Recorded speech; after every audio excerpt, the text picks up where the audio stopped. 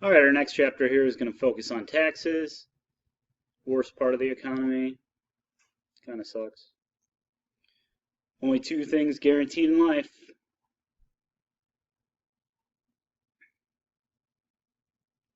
So there are three different types of taxes.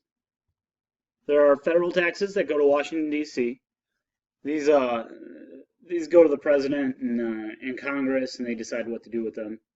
Then you have state taxes that go to Springfield, and the state decides what to do with them, what to do with that money. And then you have local taxes that go to your town, that go to Gurnee, Grays Lake, Round Lake, etc., and they pay for schools or other things with them. Where does federal government get their money? Comes from us. It's they take a portion of the money we make and the money we spend. Get taxed double. It's awesome. Whose money does the government spend? Why, that's ours. Why do they have the power to tax? They have it in the U.S. Constitution. They collected roughly $2.16 billion in 2010. It's quite a bit of money. It's the 16th Amendment that gives them the power to tax income.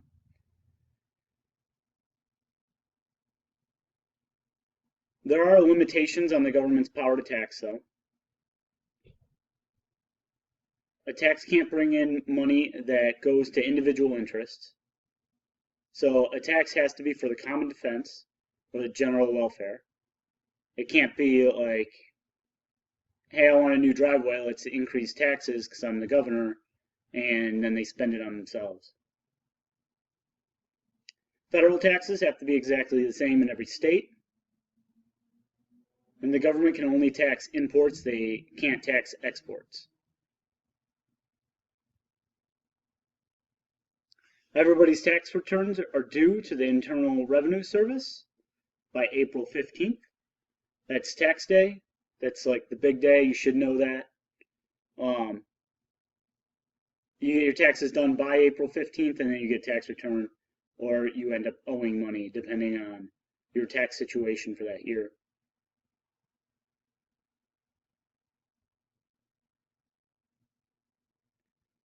So we have a couple different types of taxes. The personal income tax is a tax that everybody pays on their income.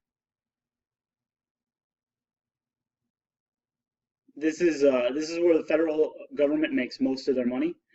42% of tax dollars come from personal income tax, both on the federal and the state level. State level tends to be a little bit less than the federal level for an individual. Corporate income.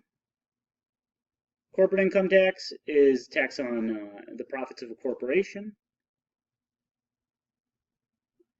as they're distributed as dividends. And so if you think back to owning shares in a corporation, you get taxed on the amount of profit, the share of profit you get from the money you make from owning shares of a company. That's about 9% of all taxes. And then you have Social Security tax, which supports retirement. It's supposed to go to retired people so that they have like a guaranteed retirement account.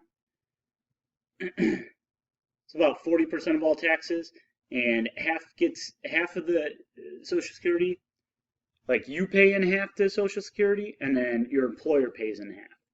And so you kind of split the burden there between you and your employer.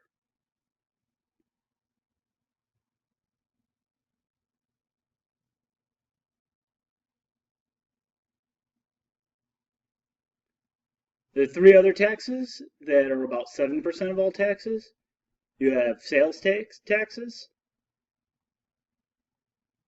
So this is applied to the purchase of most products.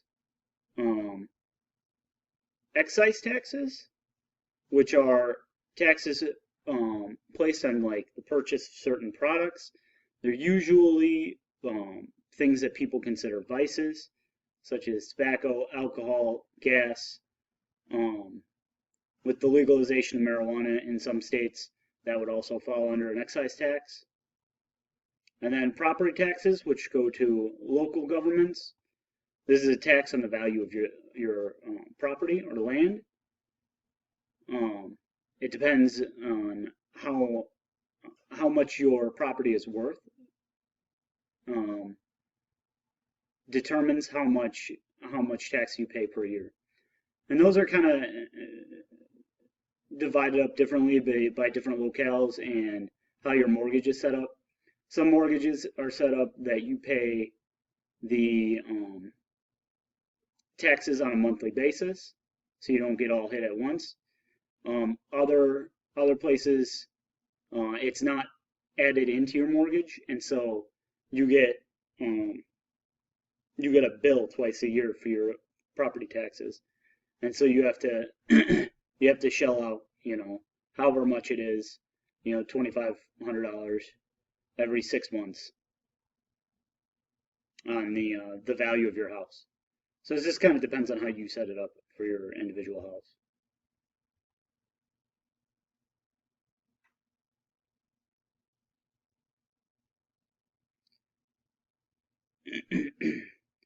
There's a pie chart showing the breakdown of different types of taxes and how it adds up to be the whole.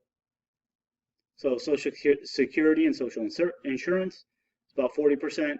Individual income is about 42%. Excise tax about 3%. Random other taxes, property taxes, and what have you, about 6%. And then corporate income tax is about 9%.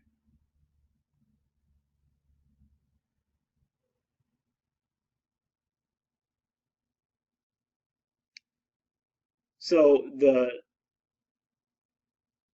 when we buy gas, we generally have about 57% come from actually buying. 57% of the price of gas comes from buying the crude oil to make it. And then you have another 21% that comes from refining it into gasoline. And then you're left with about 22% that is just taxes on gas. So if you were to relieve that 22%, then we would only be paying 78% of the price of gas right now. So if gas was, just to make it easy, if gas was $1 a gallon, 22 cents would be for taxes. And so really, if we didn't have taxes, gas would only be 78 cents a gallon instead of $1 a gallon.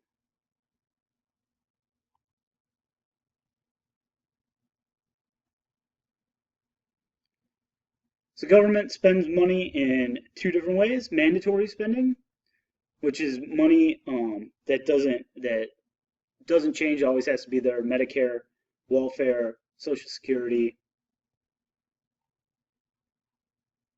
Those are the things that government has to spend money on. Discretionary spending is at the government's discretion. That means they're how they see fit. These are monies going to programs that can change. So defense spending, education, disaster aid, things that kind of come up and we have to deal with. If we all of a sudden are attacked by another country and we have to go to war, then obviously we have to spend a bunch of money on building up our military. And so a lot of money goes towards our defense then.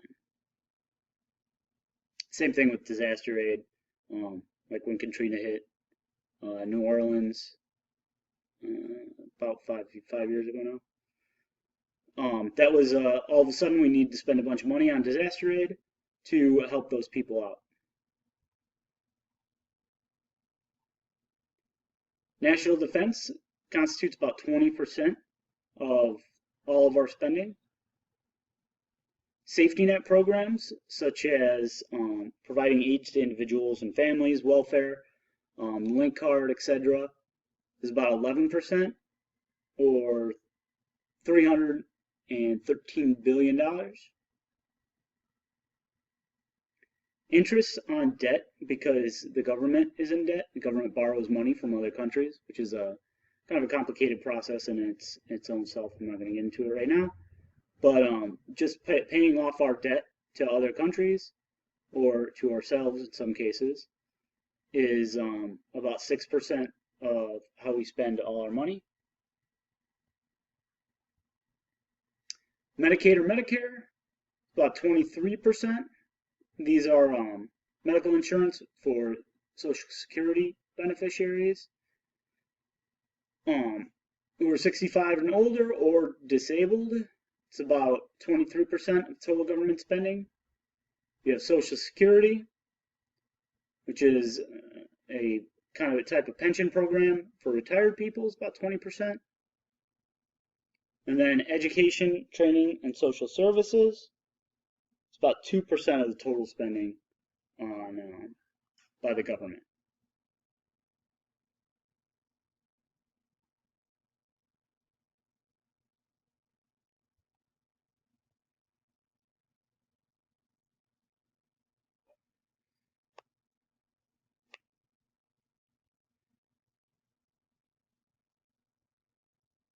This is just a pie chart breaking down federal spending in 2010 by billions of dollars.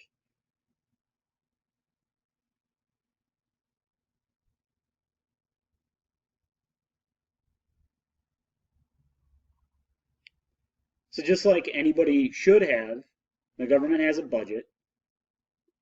The federal government has accumulated national debt of $15 trillion.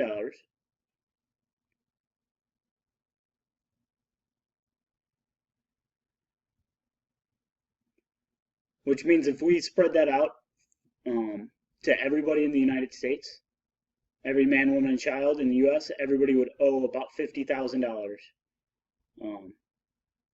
Everybody's about $50,000 in debt.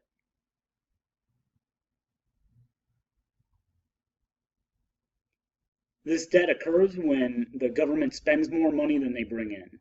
They spend more money than they get from taxes, essentially. So there's two ways to fix that. Is decrease government spending, or you can increase taxes.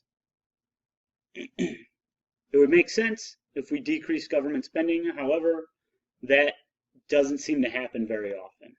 So usually what ends up happening is we have to increase taxes, which make it harder for the everyday person to get by.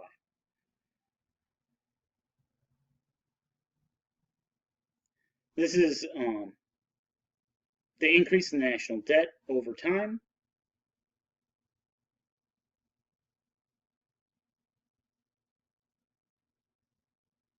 As you can see, until the we really had no national debt until the 30s, and then it started getting higher and higher, and kind of stayed steady from 45-ish to 1970 when we had stagflation, and then it started going up. The national debt got worse and worse in the 90s and 2000s, and now it's kind of getting out of control. This just shows by president how much we spend in relation to the national budget. Clinton was the last one to have a surplus, which means the government actually made money. We're going to skip through this so we can get this done with here. The government sometimes encourages certain behaviors through tax incentives or credits, such as solar power. You can actually make money on a house if you have solar power.